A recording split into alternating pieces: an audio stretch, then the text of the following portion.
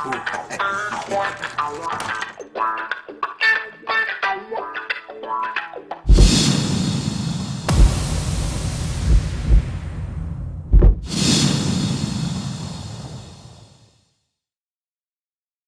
here it is. All right, again, there's the system. This particular neck knife, my neck knife, I have a Sunto clipper compass on it, which is, in my opinion, probably the finest mini compass on the market. Okay, Sunto is a precision company. The way I process things in my brain, as soon as someone says Sunto, okay, I think precision. I think works. It works, okay, and it works well in most conditions. Sunto clipper, okay. I have those other compasses that copied off of Sunto, okay, which are decent. These are decent compasses. The clippers are better. So I offer both, okay, on my sheath systems, okay. Now, Countycom, they make, they sell a little brass compass that I could put on my sheath. There's other I like this one, okay. I've had a lot of compasses in my hands over the years and used them, okay. This one works. It's got a rotating bezel on it. It can do almost as much as a regular full-size compass without a plate on it, okay. And I even include a striker for the ferro rod, okay. If you don't want to use the spine of your knife, which I usually do not, okay, if I can help it, I don't use the spine of my knife to strike my ferro rod, okay. I don't. I use it for processing bark or whatever. If I need some cedar bark, I use the spine of my knife to do that, okay. So I usually carry a dedicated striker, and these green ones are absolutely phenomenal strikers. There's all kinds of strikers on the market. I've used a lot of them. This one's the best. In my opinion, this is one of the best. It's just the way they have that ground down, that edge ground down on this side. It's got to be this side. See where the bevel is here on the blade? It's the shorter side. That's where you strike it. Right here on the, this last half inch. Okay? They've got a buildup on one side of the blade from where they ground it down that they left there, which is smart because that buildup is super sharp. Okay? What do they call it? A burr. They call it a burr. Okay? There's a burr there. Okay? So anyway, you hold it like that, strike it. I like the pump method a lot. It just throws sparks real hot. No brainer. Alright? Then when you're done, you just flip it back. Put the Ranger band back over it neatly. And then you put it back on your neck. Alright? So there's that one. Okay? Here's one that I EDC quite a bit when I'm in the city, going around town. It's usually in the shirt, not outside. I don't need people seeing my blades. I'm not a, hey, look what I got kind of guy. I just like what works, okay? This is a bastard file. Who the hell makes this? Anza. They take files, right? And they build nice little EDC blades out of them, okay? I turned this one into a necker. Notice the handle. A nice long purchasable handle. Nice long handle. Okay? As long as any full-size blade. Okay? Comes out the end of the palm there. Absolutely razor sharp, and I mean razor sharp. It's got my low-shouldered convex grind on it, which is like it's a signature grind for me that I use. I don't know if anybody else uses it, but I do, okay? And I know how to put it on a knife, and it's phenomenal. It gives you the strength of a convex and the cutting ability of a 0 degree or regular flat grind, V grind, okay? Edge bevel. Okay, so there's that one. Anza. So got a Cryptek Typhon sheath on it. Nice and small, compact. Double Waterman's adjustable lanyard on all my neckers. Okay, so if you want a necker sheath, going to come with a lanyard like this, which is adjustable. Okay, just pulling these two ends here. Well, let me. This one's a little long. It could be shortened up a bit. All right, but basically you pull on it and it shortens up.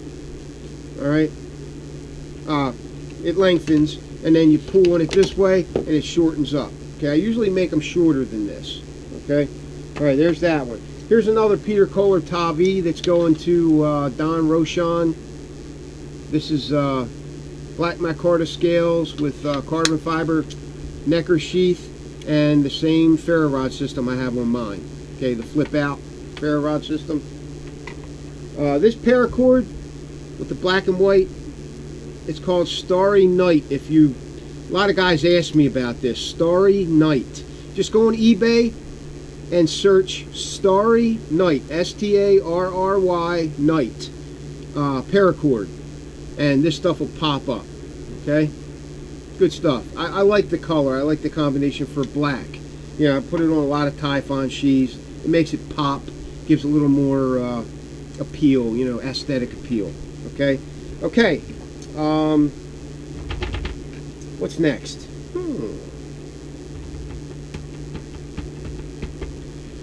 Okay, well, I'll go with a Peter Kohler. Okay, here's one that is a workhorse. This is a Timberhawk system, collaboration between me and Pete Kohler. I put the sheath on his knife. It's called the Timberhawk system.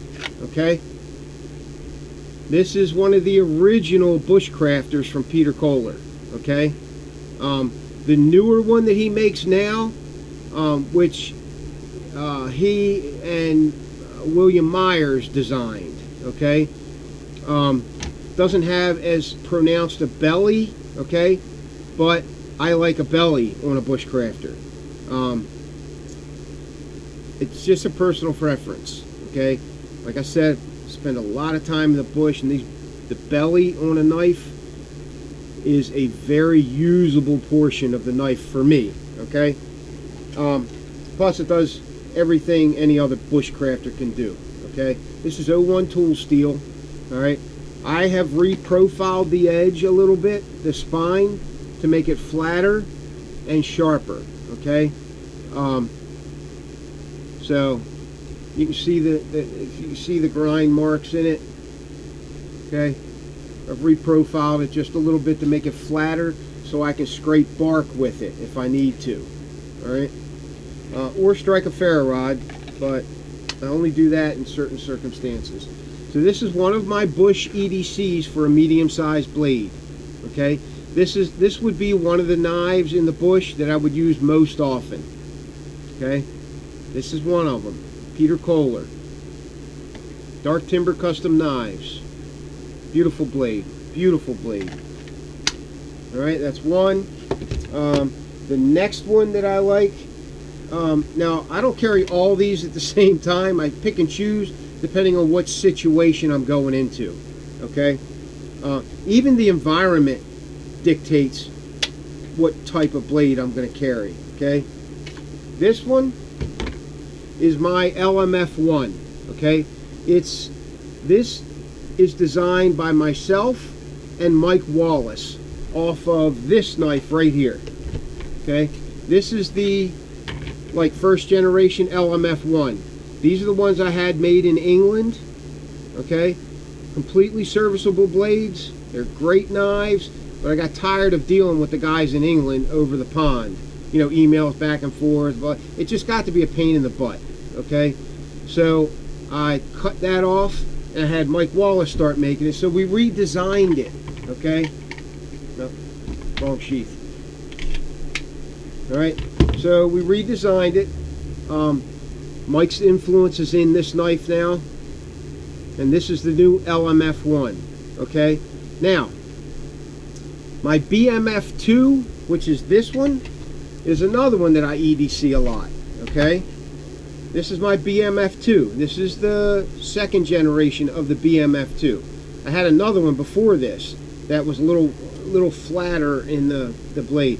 This is more along the French Trapper design, only if you know anything about that old French trapper knife, this one looks a lot different, okay? I changed quite a bit about that knife that makes this one more effective, including new steel. Okay, this is 01 cryo-treated tool steel, okay? So that's basic French trapper design, okay? The BMF2 that Mike Wallace and I redesigned off of this one got lost in the mail. It went to a neighbor's house. Mike put the wrong address on it. He put 25 instead of 25A, which is 25 is right next door. They deny that they have the knife. Okay, so there's nothing we can do about it. I even talked to the police about it. So that knife is gone. I'm sure I'll be getting another one from Mike Wallace, but in the meantime, I just got to deal with it. Okay, so there's the LMF1 CPM 3V. These are the textured jig bone handle. I think it's a cool looking combination. He has all different kind of options for blades, handles and whatnot, you know, scales. Okay, here's the sheet that I made for this is my personal blade. Okay, it's the LMF1,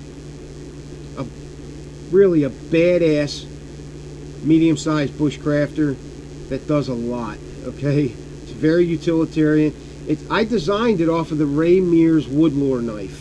Okay, I tweaked the design a little bit, put this little more pronounced pinky choil on it, all kinds of stuff. Okay, so this was one for me and Mike Wallace. Okay, just a better blade than that Woodlore. Okay, in my opinion. Don't blow up my comment section. All right, I've had the Ray Mears Woodlore knife in my hand. I do not own one. It's a nice knife. Most guys buy them and don't use them though. You know, this is made as a user. Okay, that Ray Mears Woodlore knife's like $700. Anyway, so the BMF2 and the LMF1, okay, I'm having made by Mike Wallace, and we're doing it as a system. Okay, now that's the high end. I'm working with another knife maker right now, an American knife maker who's very good at what he does. Hasn't been forging that long, but I've inspected his blades and I love them. This guy is good. Okay, I want to keep the price point down on these systems, so I'm going to collaborate with this guy with some systems for the LMF1 and the BMF2. Okay, and the design's going to be a little different so that we're not infringing on anybody else's designs. Okay, and I'm going to put my sheaths on them with his knives and sell them at a lower price point. Okay, like less than $300 for the whole system. Okay, so you know, and that allows the working guy, you know, I'm going to try to keep it closer to 200 for the whole system. Close to. I'm going to try. Okay, but you're going to be getting a badass knife, you know, that's no frills. Okay, not real pretty, you know, but just a workhorse of a knife. Okay, good looking, rustic, you know, you'll see him. He's working on the first one now, and we'll see what we could come up with. And I'm probably going to sell them on my eBay listings, as well as, guys, if you want them custom made, you know, the sheath and whatnot, with a dangler and a, you know, Altoids tin and all that stuff, then we can do a custom sheath for it as well.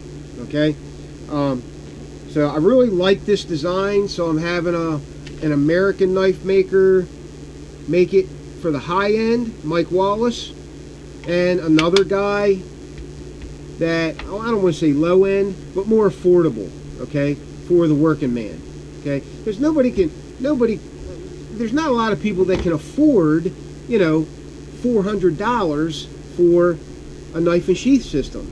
Okay, so I'm going to try to keep the new ones down, like I said, closer to 200.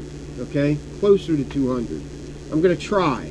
So we'll see how it comes out to be. You know, these systems are $300. You know, $300. So, and the BMF2 is like, I don't know, 400. Whatever. I can't remember what we got them priced at.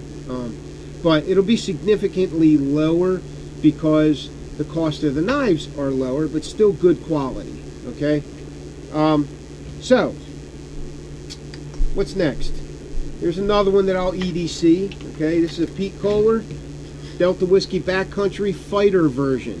Okay, I call it the Fighter version because it's a lot slicker than my original Delta Whiskey Backcountry design, which I do not have right now.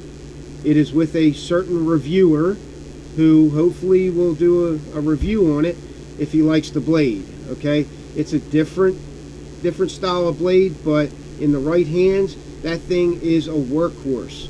I've really gotten some stuff done in the bush with that blade. I'm really impressed with it. Okay, not just because I designed it, you know, really don't get into that. I just like what works, and that one works very well. That Delta Whiskey Backcountry with the belly on it, very well. Okay, so here, this is another one I would EDC. Okay, I don't use it as much as the other one because the other one's a little more utilitarian. But I tell you, I love Pete Kohler's blades. They're you know, they're getting hard to get a hold of now. Okay, he's got Pete Kohler has a thing going on with Bark River where he's going to be offering his blades, and you're going to be able to get them easier through knifeshipfree.com, knife ship free, and some other company I can't remember. All right, so let's get to the next knife.